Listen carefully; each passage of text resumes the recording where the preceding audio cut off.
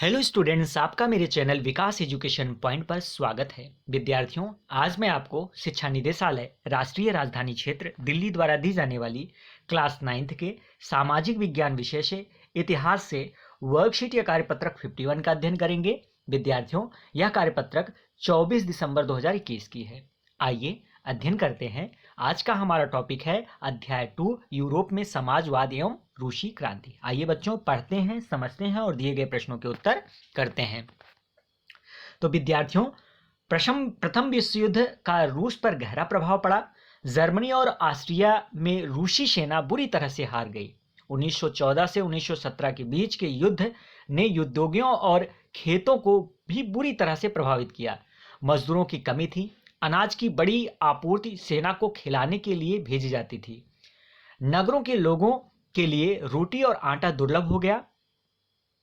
सैनिक युद्ध नहीं लड़ना चाहते थे और क्रांतिकारियों का समर्थन करने लगे। विद्यार्थियों, रूस में समाजवाद कैसे आया, आइए इसके बारे में जानते हैं। 1871 में फ्रांस के पेरिस नगर परिषद कम्यून पर कामगारों, मजदूरों, पेशेवरों, आम लोगों और राजनीतिक कार्यकर्ताओं आदि का जबरन जन सरकार के रूप में कब्जा कर लिया।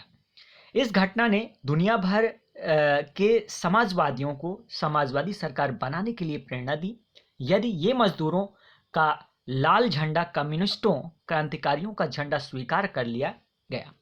1905 ईस्वी की क्रांति के द्वारा जार की ड्यूमा बनाने की सहमति से राजनीतिक अधिकारों जैसे वोट के अधिकार से रूसी जनता का परिचय हुआ। विद्यार्थियों, जापान से पराजय, सेना में अराजकता और भ्रष्ट प्रशासन के कारण आम जन में भारी असंतोष की भावना थी। 1905 की असफल क्रांति के बाद बनी ड्यूमा से सरकार के बीच खींचतान और विवाद होता रहता। इससे ड्यूमा और सरकार दोनों कमजोर हो गए। 1912 में चौथी ड्यूमा के समय में प्रथम विश्व युद्ध में रूस शामिल हुआ, जहां रूस की असफलता से धीरे धीरे सेना पर भी इसका नियंत्रण कम हो गया। विद्यार्थियों, मार्च 1917 में पेट्रोग्राद में भूखी बदहाल जनता अनियंत्रित होकर लूटमार करने लगी। सेना ने अनियंत्रित भीड़ पर गोली चलाने से इनकार कर दिया।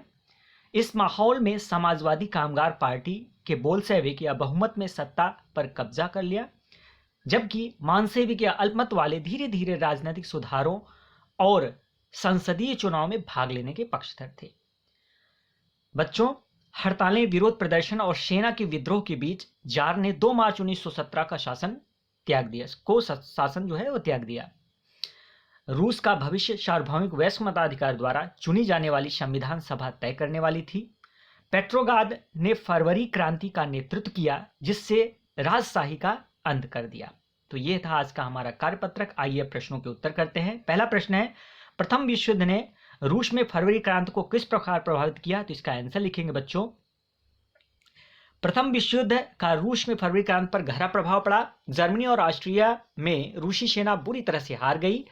बाल्टिक सागर पर जर्मन नियंत्रण के कारण देश अन्य औद्योगिक वस्तुओं की आपूर्ति से कट गया। 1914 से 1917 के बीच युद्ध ने उद्योगों और खेती को भी बुरी तरह से प्रभावित किया। मजदूरों की कमी थी। अनाज की बड़ी आपूर्ति सेना को खिलाने के लिए भेजी जाती थी। नगरों के लोगों के लिए रोटी और आटा दुर्लभ हो गया। सैनिक युद्ध नहीं लड़ना चाहते थे और क्रांतिकारियों का समर्थन करने लगे। नेक्स्ट क्वेश्चन है, रूस में सेना पर से ड्यूमा का नियंत्रण खत्म क्यों हो गया? तो इसका आंसर लिखेंगे बच्चों।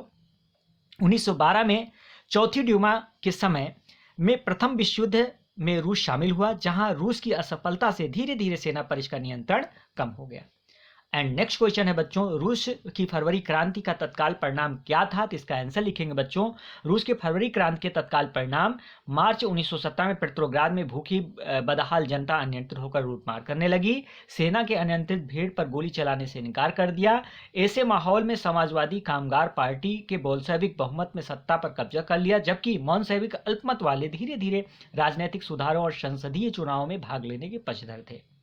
विद्यार्थियों, हड़तालें, विरोध प्रदर्शन और सेना के बीच विद्रोह के बीच जार ने 2 मार्च 1917 को शासन से त्याग दे दिया और रूस का भविष्य सार्वभौमिक वयस्क मताधिकार द्वारा चुनी जाने वाली संविधान सभा तय करने वाली थी। पेट्रोग्राद ने फरवरी क्रांति का नेतृत्व किया, जिससे राजशाही का अंत किया है। तो इस प्रकार से बच्चों आपको प्रश्नों के आंसर कर लेने हैं। ये था आज का हमारा कार्य। तब तक बच्चों कोविड-19 जैसे महामारी से सुरक्षित रहने के लिए हमें 2 गज अथवा 6 फीट की शारीरिक दूरी का पालन करना चाहिए। धन्यवाद।